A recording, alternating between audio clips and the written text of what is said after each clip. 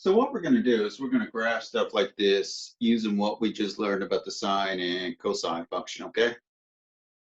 All right, so what I like to do first of all is if I'm told to graph something like this and label max, mins, and x-intercepts, so I like to find the amplitude first. Amplitude is going to be the absolute value of whatever this number is multiplied by my sine or cosine. So amplitude is 3. Now, I notice also that I have a negative 3 right here. So anytime I have a negative multiplied by the front of my sine or cosine function, I'm going to think of a reflection across the x-axis. Let me denote that. Reflect across x-axis. Because if I don't note it here, I'll probably forget it in a little bit. Let's look at a period. Period is going to be 2 pi over b.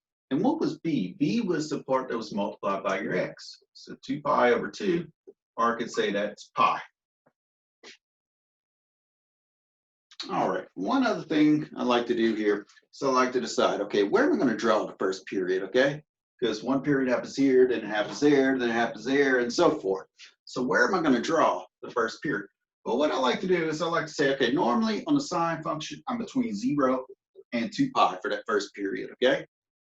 So what I do is I take my argument of sine function, the argument is 2x, and I put it between 0 and 2 pi, but I use less than or equal to in each case. Then I just solve for x, okay? So if I divide both sides or all the sides by 2, I get 0 is less than or equal to x, which is less than or equal to pi. So I'm going to draw my one period in between 0 and pi. So let me draw a coordinate plane here. And let me maybe put, okay, here's pi right here. Let me put 1, 2, 3 marks on my y-axis here, and 1, 2, 3 on my y-axis there. Call that x-axis, I'll call that y-axis, okay? And I'm choosing 3 simply because my amplitude is 3. All right, so what does the sine function look like? Well, if I stretched it by a factor of 3, or if I made the amplitude 3, then my sine function would look something like this. It would start here, and it would end here. Remember, halfway it goes through the x-axis again? And what's halfway between 0 and pi? Pi over 2. Then I'm going to split each one of these intervals in half again. Make it look something like that. What I generally try to do is take this right here, split it into 4 equal sections, okay? As you can tell, 1, 2, 3, 4. All right, so normally what my sine function does is it goes up here, goes down there, and it reaches its highest point, halfway between 0 and pi over 2. In other words, halfway between the two first x-intercepts. And it does something like this. And then between these two x-intercepts, it reaches its lowest point right here. And it goes something like this and back up, okay? But what did we say over here? We're reflecting this across the x-axis. So if I reflect everything across the x-axis, this point's going to come there, and this point's going to go up there. So this point stays the same if I reflect across the x-axis. But this point will come over here to pi over 4, negative 3. This point will stay the same. If I try to reflect that point across the x-axis, it doesn't go anywhere. But this point reflected across the x-axis will come up here, right? Somewhere around right there. And this point stays the same. So my graph actually does like this. The actual graph that I want is going to do something like this if I reflect it across the x-axis properly. All right, let's label what they're talking about, any max, mins, and x-intercepts. We just labeled that one. What is this one? Well, no, it's 3 to output. What is this? What's halfway between pi over 2 and pi? 3/4 of a pi? Or 3 pi over 4. It's labeled as x-intercept. pi over 2 comma 0. Let's label this x-intercept at pi comma 0. And this is 0 comma 0. Now notice the purple one is not dashed, it's my actual function I'm looking for. Y is equal to -3 sine of 2x. There we go. Let's do part B. Same directions here, but let's do part B. Do it a real similar way. Part B is going to look like the equation anyway. Y is equal to -1/2 times the cosine of pi times x. I'm going to start out just like I started out on the last example. I'm going to find the amplitude. Amplitude is the absolute value of this number that's being multiplied by my cosine function, which is 1/2. Is it reflected across my x-axis? Yes, that's a negative. So I'm going to denote that reflected across x-axis.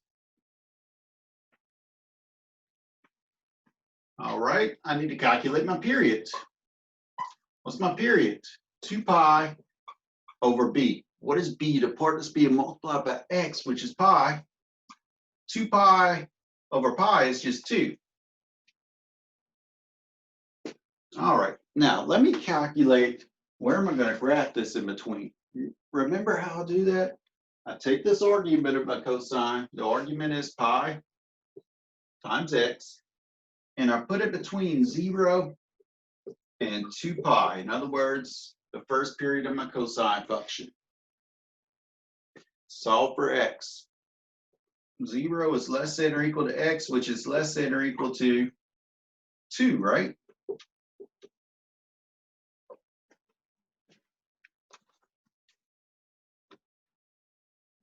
Does that match up with my period from 0 to 2 is a period of 2, right? Let's draw a picture to say. All right, here's my x-axis, here's my y-axis. Now this time I'm going from 0 to 2, not 2 pi, but just 2. So I'm going to call this 2 over here. And remember, I want to break this up into 4 equal sections. So split it in half, that gives me 1. Split each one of these halves in half. Half, a half. All right, what is my amplitude? My amplitude is 1/2. So I'm going to go ahead and say this is 1/2, and this is -1/2 right there. Now, what does my cosine function look like? Remember, it starts up here, it goes down and then back up. So it starts right here, and then halfway across the period hits its lowest point, and then all the way across the period it goes back up to its highest point there. And what happens halfway between its highest and lowest point? It has an x-intercept. So it's going to go something like this. Halfway between its lowest point and the highest point, x-intercept. Now, why did I dash that?